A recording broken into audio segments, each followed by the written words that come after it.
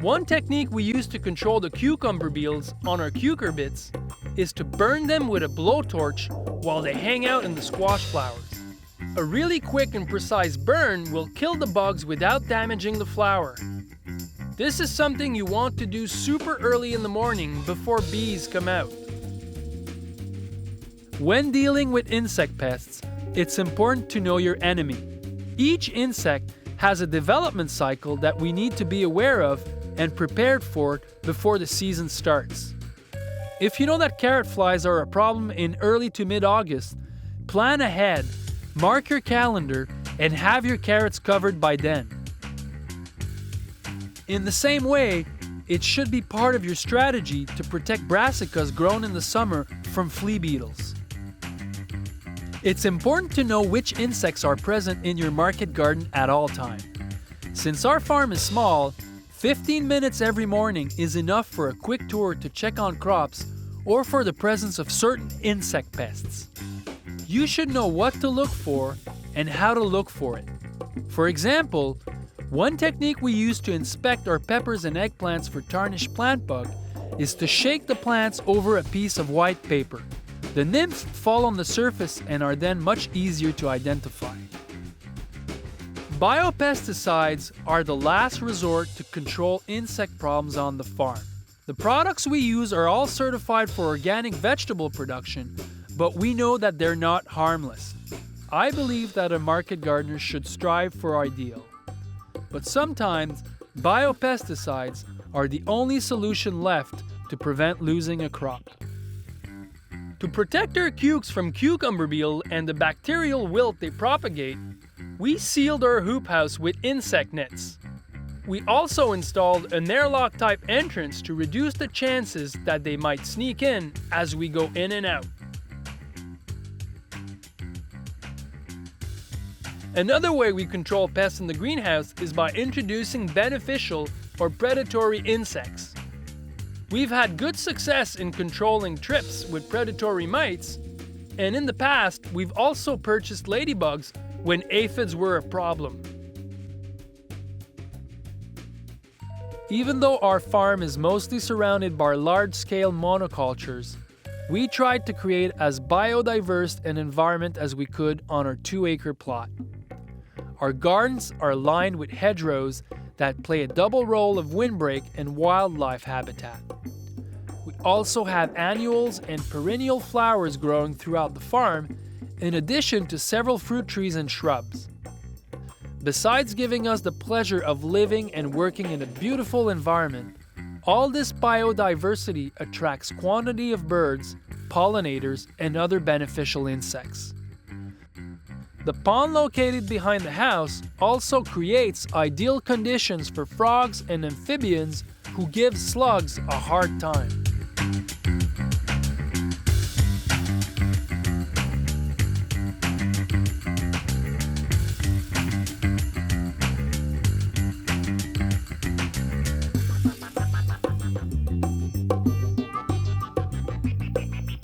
Harvesting is a big part of the work we do here in the market garden. I'd say that it's about 50% of the time that we spend on the farm is spent harvesting. It's important to harvest each vegetable at the right time. If harvested too early, they won't develop their full flavor and nutritional value, and if harvested too late, they won't keep and store as well. Vegetables need to be harvested as early as possible in the morning, and it's also as critical to cool them as quickly as possible after you've harvested them. This way you maintain their appearance of freshness and their nutritional value. The time of picking is not always synchronized with the time of sale, so it's important to have a walk-in cooler to store the harvest until we're ready to bring it to market. Vegetables keep on living after they're picked, and cooling them quickly will help maintain their freshness and nutritional value. I recommend getting a cold room twice as large as you think you'll need. Not only will it be much easier to work in, but also have better airflow, which is key for cooling vegetables. It's important not to underestimate your future needs when making such a big investment. Choosing the right bins to store vegetables in the cold room is important. Ideally, They should be big enough, but not so big that they're too heavy to carry when full. They should have a closable lid to hold in moisture and prevent vegetables from drying out in the cold room. Bins should be robust and stackable so that you can pile them onto one another. They should be easy to clean and have holes in the bottom to allow wash water to drain out. We keep our cold room at 38 degrees Fahrenheit, and our main storage space is naturally kept at about 60 degrees, which allows our vegetables to cool down naturally.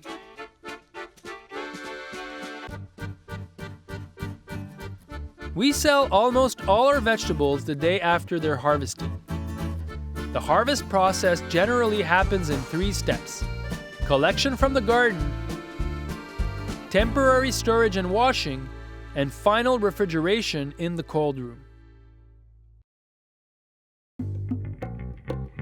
Leaf vegetables are always the first thing we harvest, and we quickly bring them to storage. We spray them with cold water to help them cool down until the washing step. After they're washed and drained, we immediately store them in the cold room.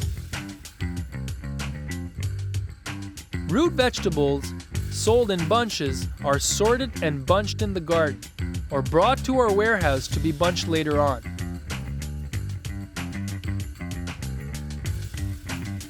While waiting to be washed, they'll get sprayed with cold water to keep the tops fresh.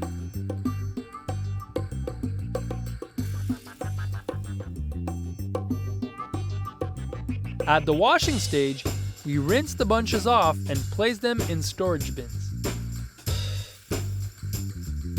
Cucumbers will be crunchiest if they're cooled immediately after their harvest.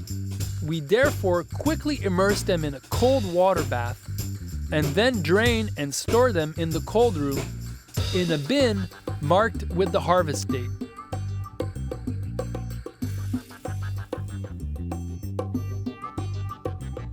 Tomatoes can be harvested any time of day, but must be handled with care not to affect their shelf life.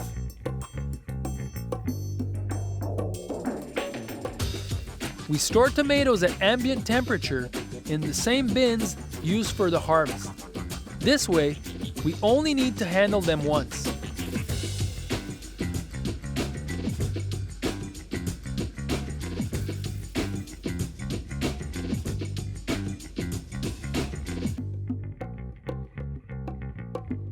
Mesclun mix is harvested early in the morning, immersed in a cold water bath and gently swirled to mix sizes and colors. It's then spun in an electric spinner and packed into plastic bags which go in the cold room.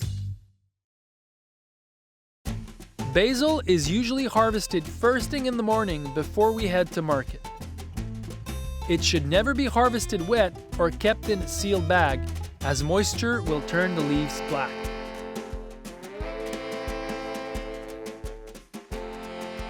Summer squash is harvested every 2 or 3 days while the fruits are small.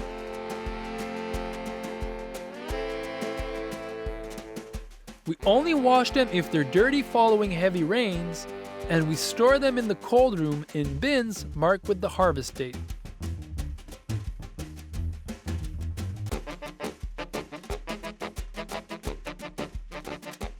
Summer onions can be harvested any time of day, and we usually save them for when most of the harvest is finished. They are bunched in the garden, hosed down to remove soil, and stored in the cold room.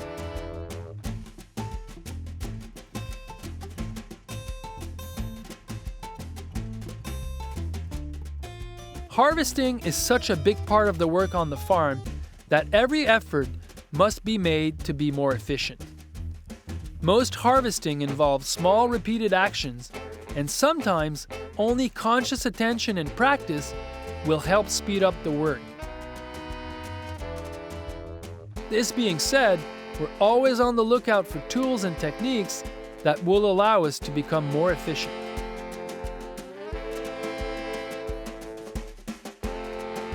A great example of this is the greens harvester. It's a simple tool that runs on a battery-powered drill and that we use to harvest some of our mesclun greens. For this specific crop, the greens harvester has been an absolute game changer for us. One person can do in 45 minutes what used to take 3 people at least 2 or 3 hours.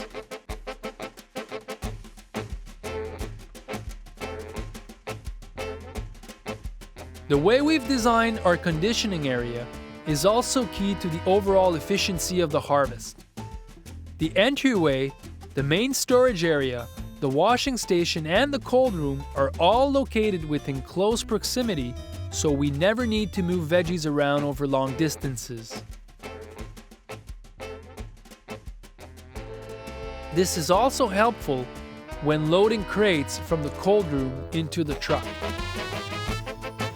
So the land constraint on the farm has always forced us to look at ways to get more yields per square foot.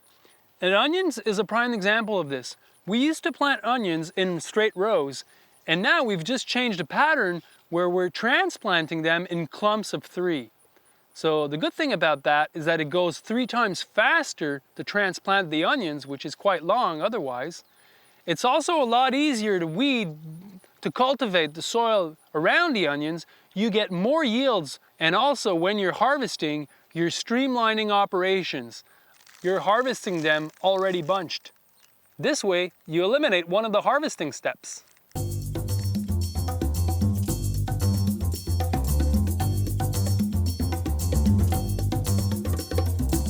When starting your market garden, it's perhaps not realistic to try and grow everything at once. Perhaps it's better to focus on certain crops that are more lucrative or profitable. One example of this is carrots. We sell all of our carrots with the tops on. Bunching your carrots and leaving the tops on shows your client that it's fresh, and that's how you're able to get a better price for the same vegetable. Another great way is to grow crops that have shorter life cycles, like radish, turnips, mesclun, and lettuce. Crops that are within the 50 days harvest, you can relay them and have 2 or 3 successions in one growing season. Tomatoes are another example of profitable crops, and on the farm, sales of tomatoes are about 30% of our income. Learning how to grow successful greenhouse tomatoes is not as easy as it looks. It's a worthwhile investment to perhaps hire an agronomist to teach you how to do this, so to develop the know-how and the skill set to grow high-yielding greenhouse tomatoes. That's how we've learned, and that's a great way to go about it. Greenhouse tomatoes are a delicate crop and require frequent watering, fertilizing, pruning, and trellising. Add to that a constant monitoring of airflow, humidity level, and looking out for pests and disease. All in all, you pretty much need someone fully dedicated to this one crop. On our farm, one person is in charge of making sure tomatoes always have what they need.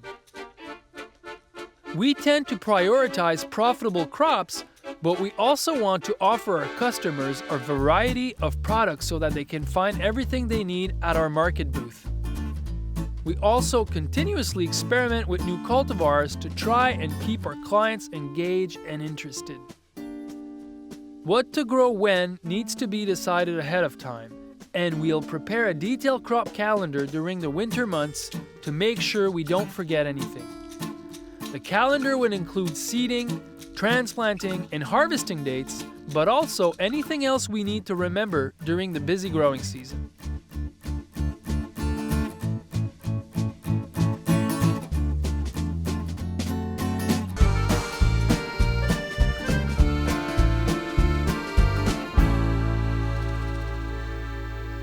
Everything we've shown you in this film didn't happen overnight. Those are tools and techniques that we've developed over several years of experimenting. And be sure that we've made many mistakes along the way. Hopefully, this film can help you avoid some of the traps that we fell into when we started out. No matter the size of your project, whether it's a backyard garden, a small urban farm, or a full-size market garden, you don't need everything that we've talked about to get started. Start small and take it from there. And remember, constraints of space and time can be your best teachers. forcing you to optimize your resources and in turn getting you to be more productive